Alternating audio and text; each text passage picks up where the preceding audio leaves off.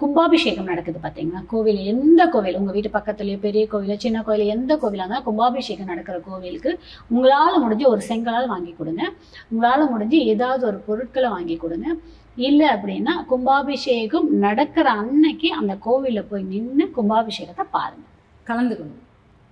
இதுவே ஒரு பெரிய பரிகாரம். பரிகாரம் இவ்வளோதானா? கும்பராசி நல்ல ஒரு மாற்றம் கொடுக்கும்.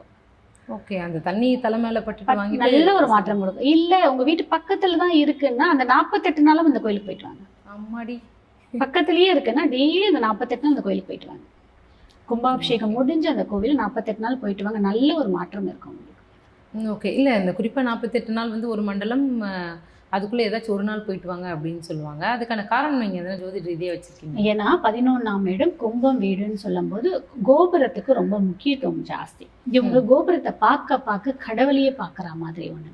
அதுலேயும் இப்போ இவங்களுக்கு இருக்கக்கூடிய சூழலுக்கு இவங்க கும்பாபிஷேகம் நடந்து அந்த தண்ணீர் வாங்குறதோ அந்த இடத்துக்கு போயிட்டு வர இவங்க உடம்புல இருக்கக்கூடிய அந்த சக்கராஸை நல்லா கிளென்ஸ் ஆகி ஆக்டிவேட் பண்ணுறதுக்கு நிறைய வாய்ப்புகள். ஓகே. ஸோ அதனால இந்த கும்பாபிஷேகம் இதில் கலந்துக்கிறதோ பொருள் வாங்கி கொடுக்கறதோ அன்னைக்கு அன்னதானம் கொடுக்கறதோ அன்னைக்கு கும்பாபிஷேகம் அன்னைக்கு வரவங்களுக்கு மோர் தானம் கொடுக்கறதோ தண்ணி தானம் கொடுக்கறதோ பானகம் தானம் கொடுக்கறதோ இதை பண்ணிட்டு நீங்கள் பக்கத்தில் இருக்க கோவிலாக இருந்தால் 48 நாள் 21 நாள் 27 நாள் 11 நாள் உங்களுடைய விருப்பம். நீங்கள் போய் அந்த கோவிலை போயிட்டு வரும்போது ஒரு நல்ல வைப்பு உங்களுக்கு கிடைக்கும். பண்ணி பார்த்துட்டு எனக்கு கமெண்ட்ஸ் போடுங்க. கண்டிப்பாக மேம். இந்த கும்பராசிக்காரர்கள் வந்துட்டு எப்பவுமே இந்த மர்மமான ராசி அப்படின்னு சொல்லியிருக்கீங்க. அவங்க சீக்கிரட்டை மெயின்டைன் பண்ணி ஒரு கோபுரத்தை கரெக்டாக இதுக்கு பின்னாடி உங்களால் கரெக்டாக பார்த்து சொல்ல முடியாது. அதுதான் கும்பராசி.